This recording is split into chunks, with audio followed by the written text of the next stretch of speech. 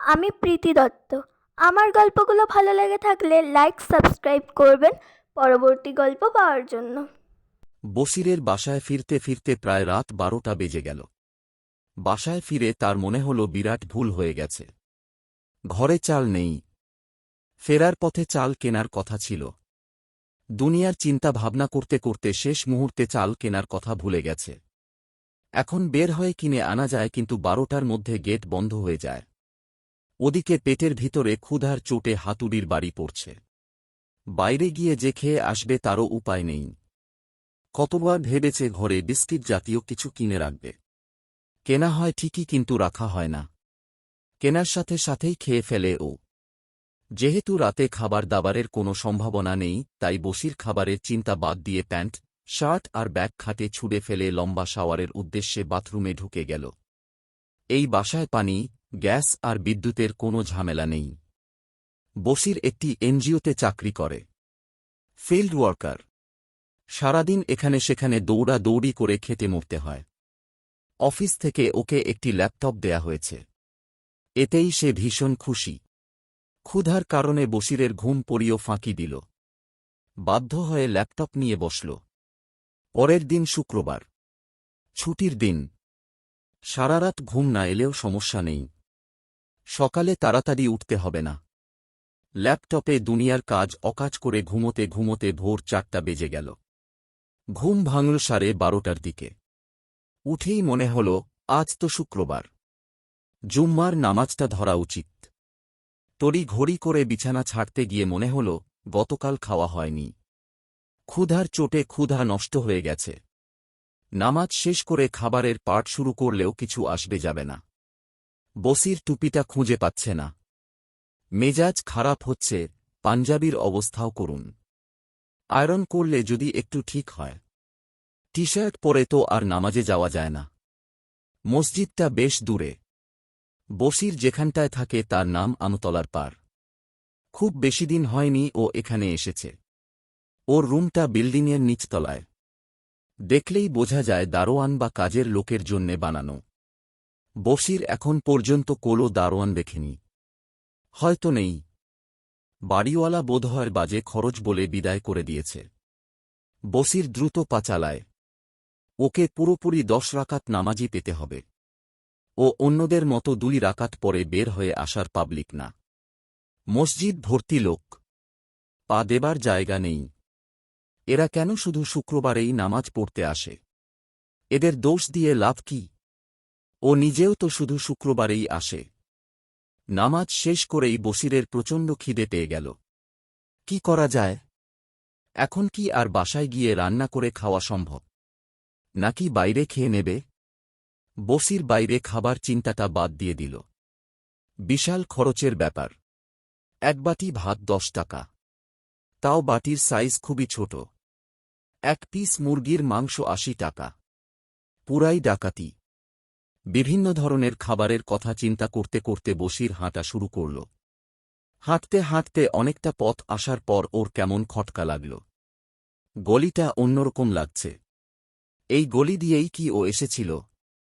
বসির আরও জোরে হাঁটা শুরু করল। গলির শেষ মাথা বন্ধ। একটা ছোট গেট দেখা যাচ্ছে। এরকম তো হবার কথা না।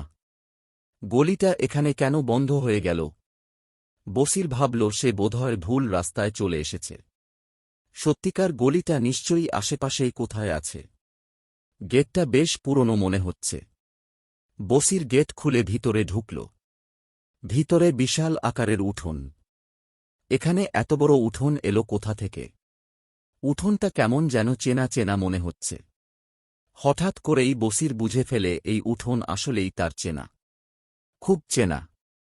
এটা তার দাদাবাড়ির উঠোন। এই উঠোনে খেলাধুলো করেই ওর শৈশব কেটেছে। বসির উঠোন ধরে হাঁটা শুরু করল। কিছুদূর যেতেই ডানদিকে একটা ঘর চোখে পড়ল।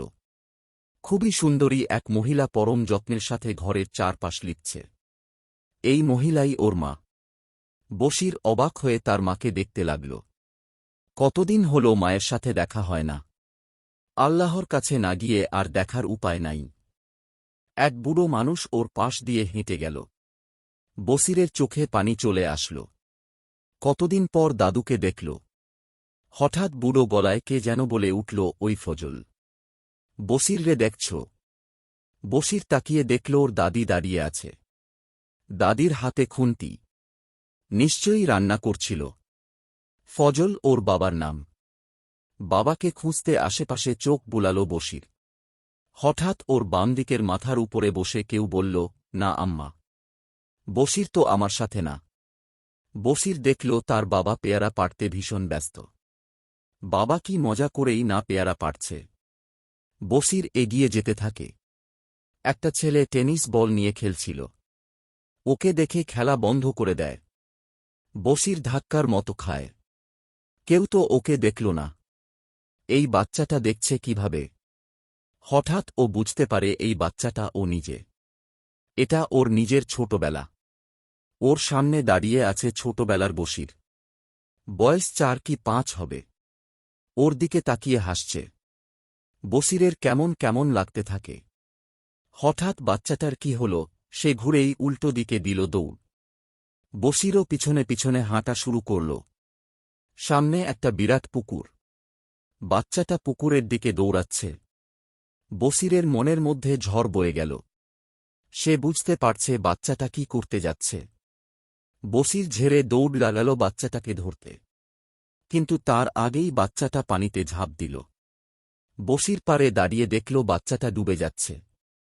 ওর অস্থির লাগা শুরু করল। ওর অবশ্যই কিছু একটা করা দরকার। এটা তো ওরই ছোটবেলা। মানে ও নিজেই। বাচ্চাটা মারা গেলে তো ও নিজেই মারা যাবে। বাচ্চাটাকে বাঁচাতেই হবে। বসির চোখ বন্ধ করে পুকুরে ঝাঁপ দেয়। চোখ খুলে দেখে রাস্তার মাঝে শুয়ে আছে। দুনিয়ার লোক তাকে ঘিরে দাঁড়িয়ে আছে। এরা কি দেখছে? বসির উঠে বসার চেষ্টা করতেই একজন বলল, এ দেখি জীবিত। ধুর, ভাবছিলাম মরে গেছে। সবাই একে একে চলে যেতে থাকে। ওর বেঁচে থাকাটা বোধহয় এদের কাছে ভালো লাগেনি। বসির দেখল সে তার চেনা গলিতেই আছে। কোথায় কোনো অস্বাভাবিক কিছু নেই।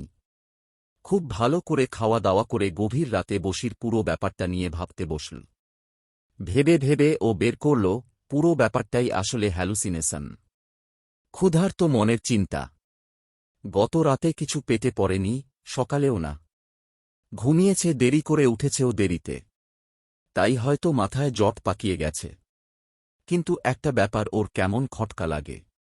খুব ছোটবেলায় আসলেই ও একবার পুকুরে পড়ে গিয়েছিল।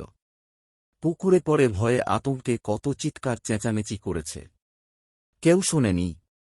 আব্বা, আম্মা, দাদা, দাদি কেউ না। যখন ভেবেছিল মরেই যাবে তখন কোথা থেকে এক লোক এসে লাফ দিয়ে ওকে বাঁচিয়ে ফেলল।